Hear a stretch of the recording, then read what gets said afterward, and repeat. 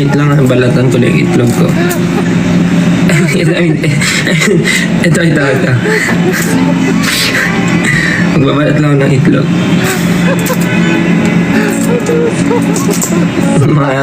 Mga iniisip nyo na naman. Hoy, teka lang magkaliwanagan tayo. Baka mamaya pag nakita nyo kami sa events, mag-abot kayo sa akin ng mga tray na tray ng itlog at mga mayonnaise na madami at mga gatas ha. Baka mamaya mag-uwi ako ng isang plastic ng itlog.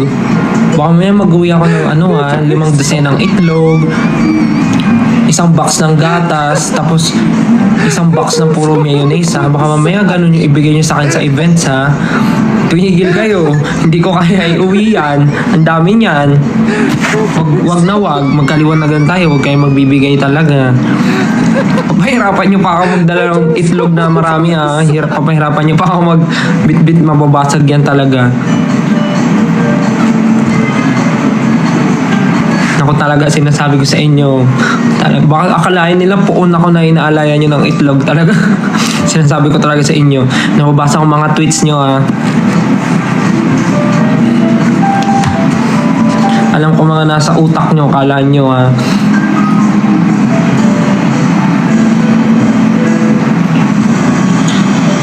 Oy, oo, yung mga nasa ref ko na yan, naalala niya, yan yung binili ko sa Palawan, di ba?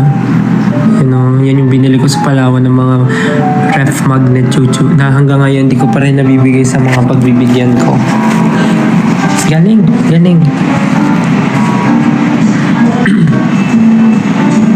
Uy talaga, web talaga. Anong ready na yung tray ng itlog? Naku talaga. Nakabato ko sa inyo. Kung magdadala kayo ng itlog, make sure luto na. Joke lang. Kung magdadala kayo ng itlog, make sure may kalan para maluluto natin sa event. Hindi magdadala kayo hilaw.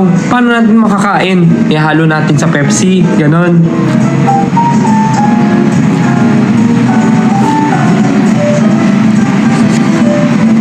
Uy, wag talaga promise. Ako na nagmamakaawa. Huwag kayong magdadala ng itlog, mayonnaise at gatas sa sa event. Baka akalain nila may gagawin akong, baka sabihin ginawa ko pa kayong negosyo.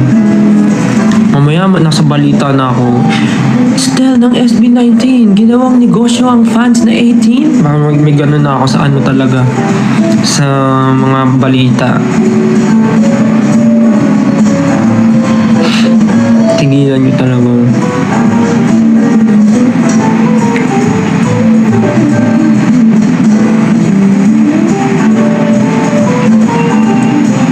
Alam ko naman kasi, walang imposible sa inyo, lahat ginagawa nyo. Isipin nyo sa dami nyo, tas lahat kayo may dala ng isang tray ng itlog. Alam nyo, pwede ko na ilagay sa namin, sa bigasan namin, tas ibibenta namin. Kaya wag nyo talagang gagawin, kasi walang pwesto yan dito sa condo. Awit talaga kayo. Tumigil kayo ha. Tumigil kayo sa mga pinagpaplano-plano nyo ha. Kala nyo hindi ko nababasa mga tweets nyo.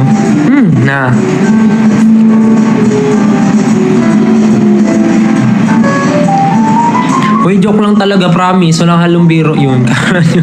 Nababasa ko mga tweets nyo. Takala nyo ha.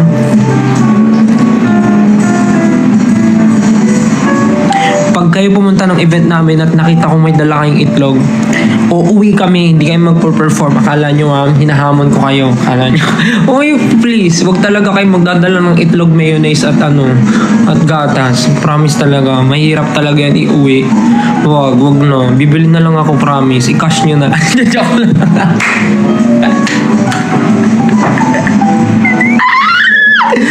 Promise kasi wag na kasi kayo magdala ng itlog.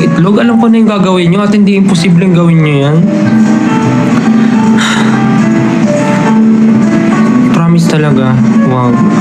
Kaya ko naman bumili ng itlog, grabe naman. Kaya ko naman bumili ng itlog. Kaya ko rin bumili ng mayonnaise. Ang laki nga ng mayonnaise ko. Gatas din. Kaya ko naman. Huwag na kayo magbigay guys. Kaya ko na yan. Thank you na in advance. Pero huwag na kayo magdadala, promise. Pare-parehas lang tayo mapapagod at may hirapan. Isipin niyo, pupunta kayong event, may dala kayong isang tray ng itlog. O, pag nabasag pa yan, hindi nyo na maaabot. Kaya huwag na kayong magdala. Isipin niyo, lalayo niyo pa. Mag-LRT kayo, magbabas, mag-jeep. Tapos may dala kayong tray ng itlog. Sino niloko nyo?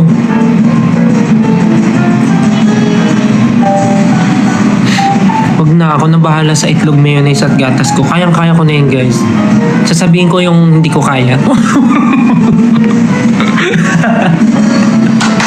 Joke lang. Basta, wala talaga magdadala ng itlog na tray yan.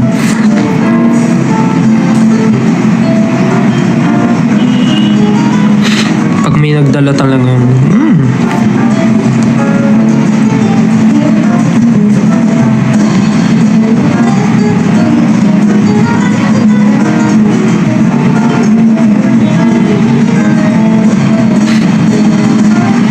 Bounty Fresh naman po. Kahit anong brand pa yan, wag na talaga.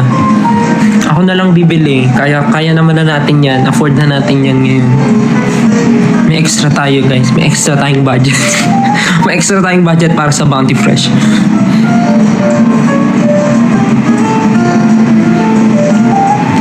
Uy seryoso yun. Totoong pakiusap yun. Huwag talaga kayo magdadala ng itlog tsaka mayonnaise. Gatas, please, wag talaga. Pare-pares tayong may hirapan. Bilang tao, nakikiusap po ako. Bilang tao, nakikiusap ako. Wag na wag po talaga. Kung ayaw nyong magkasiraan tayo ng pamilya at magkasiraan tayo ng mga ari-arian, tigil nyo yan.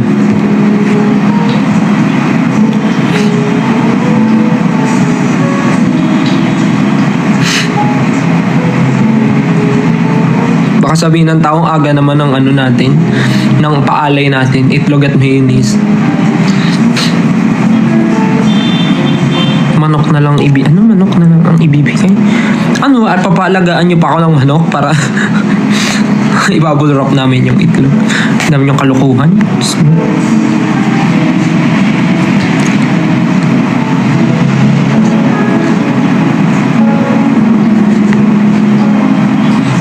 Buhay na manok na lang po na nangingitlog.